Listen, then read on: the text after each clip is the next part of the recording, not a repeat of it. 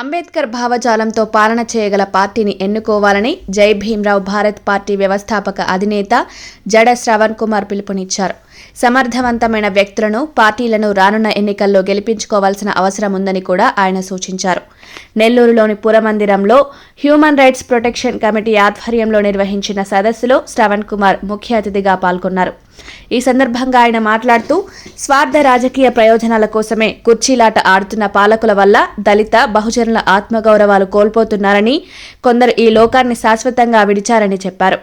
రాష్ట్రాన్ని పాలించే వైఎస్ జగన్మోహన్ రెడ్డి ప్రజలకు ఓటు వేయమని అడిగే హక్కు కోల్పోయారన్నారు. ఉంటే మనకంటూ ఒక గట్టు ఉండాలని ప్రయత్నం చేయకూడదు. ప్రయత్నం చేస్తే మన మీద మసూలు మనవాళ్ళే ఎవ్వరు చేయడానికి సాహసం. ఆ ఛానల్లో మాట్లాడుతున్నట్టు శ్రవణ్ కుమార్ టీడీపీ ఇప్పుడు వ్యక్తిగతంగా బయటకు వచ్చి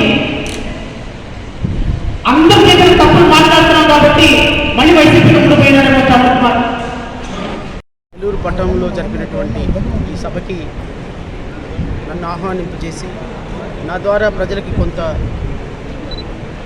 మంచి చెప్పడానికి ప్రయత్నం చేసినటువంటి కమిటీ సభ్యులందరికీ హృదయపూర్వకంగా కృతజ్ఞతలు తెలియజేస్తున్నా.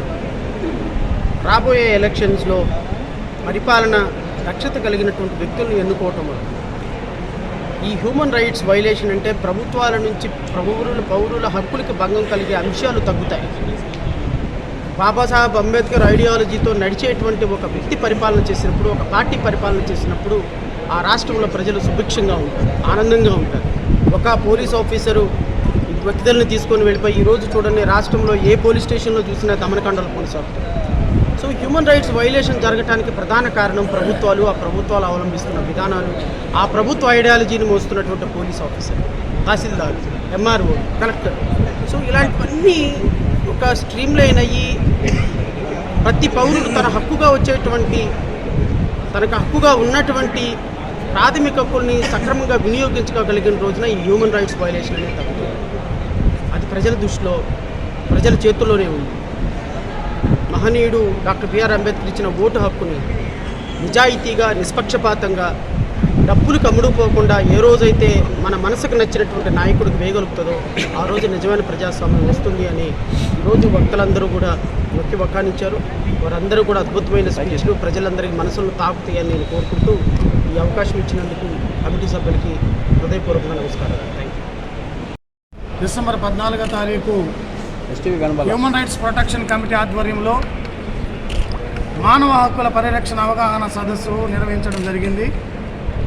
ఈ కార్యక్రమానికి ముఖ్య అతిథులుగా ప్రముఖ హైకోర్టు అడ్వకేట్గా, మాజీ న్యాయమూర్తిగా ఉన్నటువంటి శ్రీ జడ శ్రవణ్ కుమార్ గారు పిలవడం జరిగింది. వారు ఈ కార్యక్రమానికి వచ్చి ప్రజలకు ప్రస్తుత కాలంలో జరుగుతున్నటువంటి మానవ హక్కుల ఉల్లంఘన గురించి ప్రజలకు చెప్పడం జరిగింది. ప్రజలలో అవేర్నెస్ కలిగించడం జరిగింది. మరి ఈరోజు సమాజం ఏ దిశలో నడుస్తుందో ప్రజలకి ఆలోచన కలిగించడం అనేది జరిగింది.